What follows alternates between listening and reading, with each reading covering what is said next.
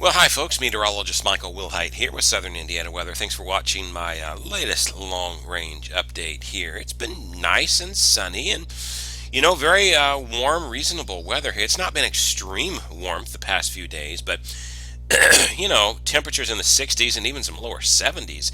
Yesterday, certainly not bad.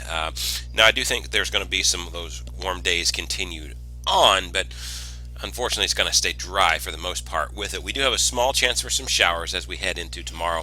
Show you that here on future radar as we put this into motion. So here we go during the overnight hours tonight, and you can see maybe up to our north just some tiny little passing showers. Nothing really much to worry about there, but there's a front that's going to move through on Wednesday.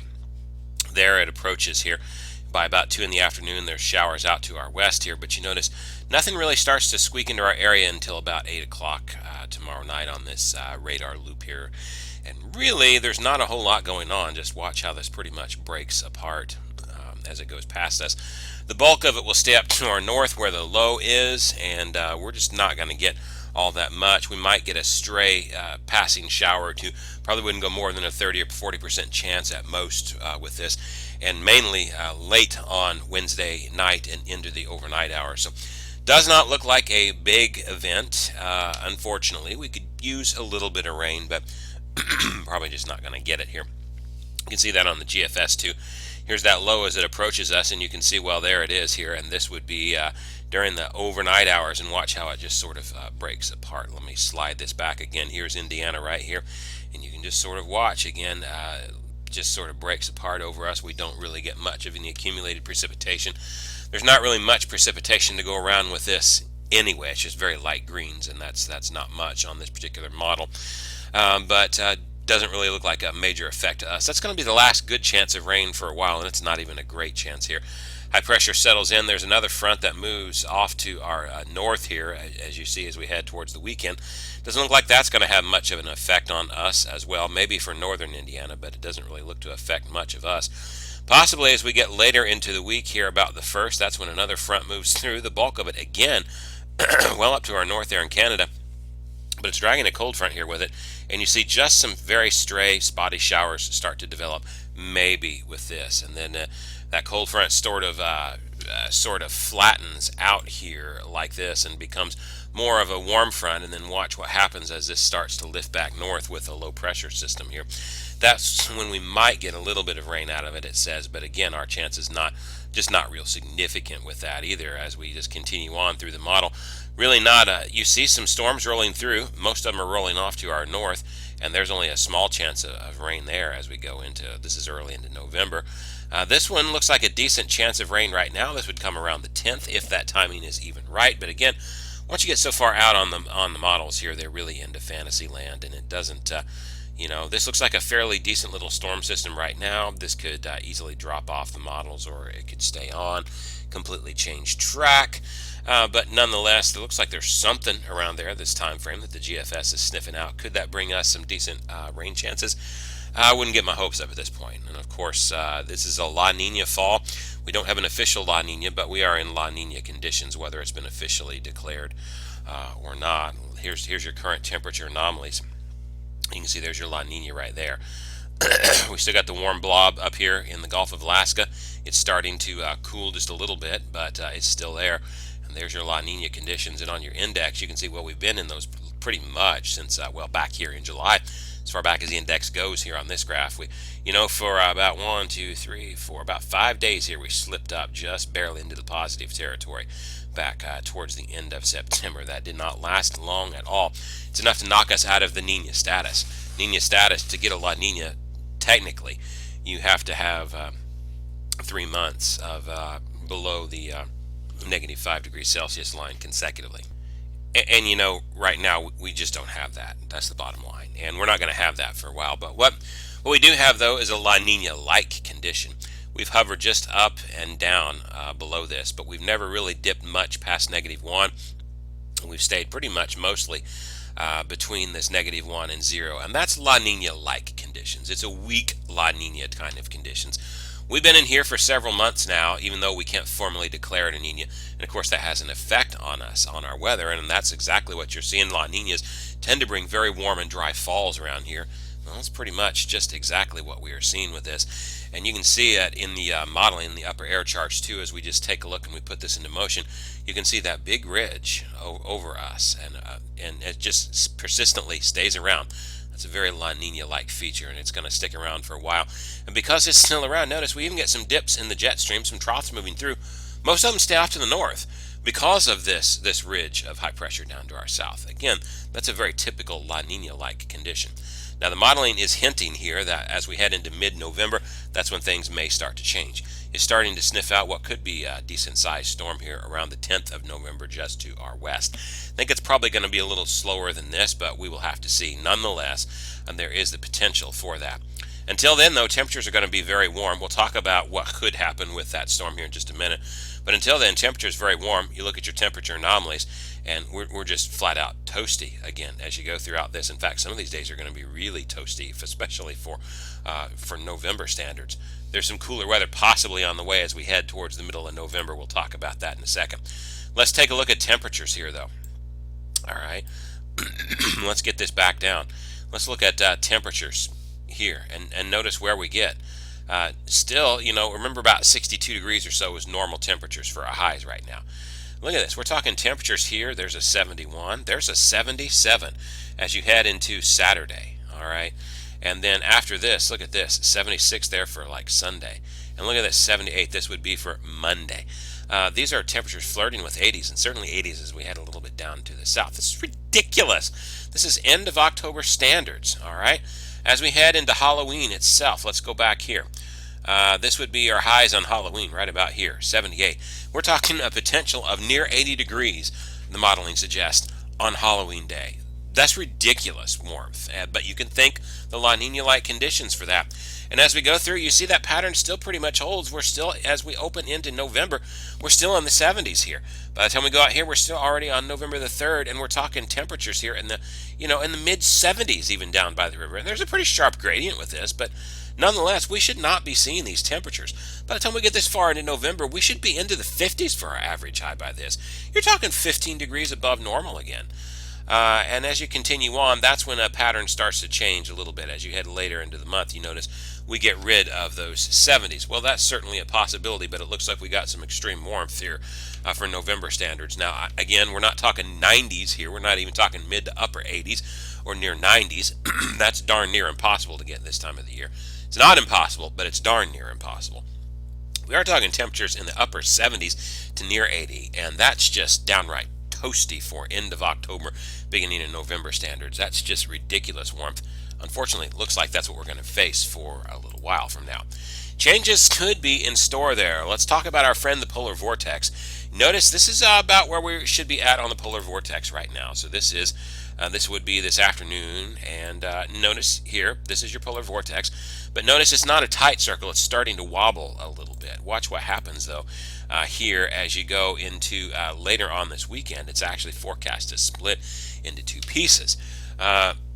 When you get it split into two pieces, they tend to dumbbell around each other for a little while before, if they even do go back together. It probably will go back together at some point in time into one again. But whenever you get a piece of these split off, that sends cold air further shoved down into Canada.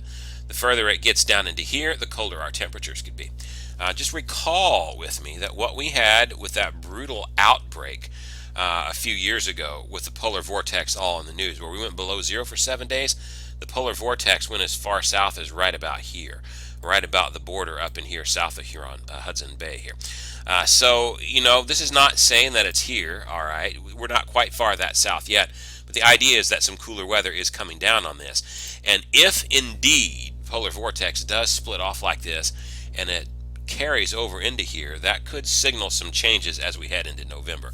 So it's one piece of the puzzle that we're going to keep an eye on.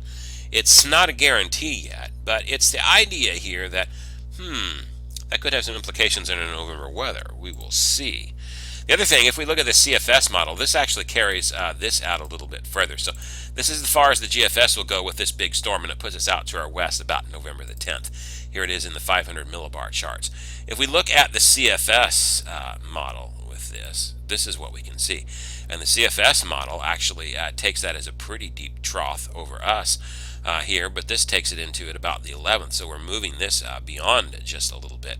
So the idea here is it could get a little bit chillier as we head into a little bit later in time. So let's put that into motion. Let's see what this does. And this, what we're going to be looking at here, this is temperatures at the 850 millibar level. This is temperatures about 4,000 feet up. This is where the snow would be produced. All right, let's talk about that. Right now you got very toasty conditions up there. It would be rain if anything, and you got very warm conditions. But as I put this into motion, you notice, well, there's that storm system later this weekend, moves largely to our north. There's your ridge of high pressure, sort of keeping us firmly in control, and it's going to keep us nice and toasty for a little while here. It's keeping those systems shoved up to our north as well. But as we get later into November, watch what happens. This is about the 9th of November. The CFS suggests this. It actually suggests a pretty darn big cold blast. Pretty big storm here for the northeast, if this is right. Pretty big snowstorm potential for them, early season snowstorm. And look at the bitter cold temperatures that this is potentially bringing down with it. You're talking temperatures 10 degrees below 10 degrees below zero on the Celsius scale. This is certainly cold enough to produce snow. There wouldn't be any snow with this because there's no weather system around. It's all up in here. That's bitter cold air, and bitter cold air at 4,000 feet up, that's going to translate to some very cold air down for us too. So that would be an all-out pattern change. And you would suspect, well, maybe that might relent up. Well, it does for a little bit, but then watch this. Another storm system comes right on its heels right behind it and starts to drag some of that cooler air back down in with it. So as we head later into November, we get more steady cool shots of this. Well, that's what the CFS model is showing. Again, this is a 798-hour model, so this is complete fantasy. But it gives us just kind of a hint of what November could give us. There is some support from this in other models as well. For example, the Euro Weeklies are suggesting that by the time we get into the middle part and beyond of November, that it could get quite cool as well. We take that with a grain of salt, though. The Euro Weeklies have been saying consistently for the past several weeks. They run one time a week, and it's a month model that it takes us out a month in advance. And the last week of every run on that for a good little while showed a pretty big cold blast. A cold blast that hasn't come true thus far. All right. So because of that, we got to take this with a grain of salt. The CFS also run four times a day, changes 4 times a day. I'm only showing you one of these, but just illustrating the point that as we get later into February, as we get later into November, the potential is there for a cool down. I don't think this is going to be one of those winters where we cool down gradually. It's probably going to be one of those where you just literally flip a switch and we go straight from warm to cold like that very quickly, and then it's going to be a sustained cool down for a while. I don't think it's going to be brutal cold the entire winter long, most likely. That's an option on the table, but I don't think it's an option on the table for us at this point. La Niña is going to have something to say about that. La Niña, that ridge that we've got going on, it's going to be pretty much a persistent feature most of the winter long. That means the southern half of the country is probably going to stay pretty warm. Northern half is probably going to get the storms, just like what we're seeing now. A lot of them may even go to the north of us. And we're going to be kind of in the middle ground here of what we get. Sometimes we get them to come down over us, and sometimes we get the warmth. It's probably going to be back and forth later as we head into the winter. Analogs, by the way, are suggesting that we could have a cooler November. This is what my winter analog package right now suggests where we get for November. It's suggesting cooler weather. By the way, those same analogs are suggesting this for October, which has certainly come true. It suggested this for September, which certainly came true. So it saw the toasty fall, but it suggests that sometime in November the flip gets switched and we go into a more of a winter-like pattern. Those same analogs, though, if I just pull this up, is suggesting that, well, here's November. Here's by the time you get into December, still a little bit on the cooler side. And then here is January, and here's February, and there's March. So it's suggesting a very brutal back half of the winter, but more of a mild start. So here's March, here's February, there's January. January is certainly a lot on the more mild side than what you see these February and March into. But there's January, there's December, and here we go into November. So suggesting November is even colder than December and January at this point. So there's support in the modeling here, even in our analogs for what can go on, for possibly a cool down coming on here. The reality is, though, we just don't know at this point. The potential is there, and we see it in the modeling some. So it's an option that's on the table. But let's not forget where we're at right now. Even though the modeling wants to show this, let's not forget that over the next little time, here we've got this, and we've got the persistent ridge of high pressure, and that's a very typical La Nina feature. A persistent ridge of high pressure which does this, it forces those storm systems to not dig as far south and go up to our north. We very easily could be fighting that for many more months. So even though there's some ideas and some hints that things could change, don't be surprised if my next long range update I'm saying, yeah, the modeling isn't showing that anymore. I'm showing you what the data says at this point. I'm giving you that there is a potential there, but let's not get too excited and worked up about it just yet. The reality is it could change.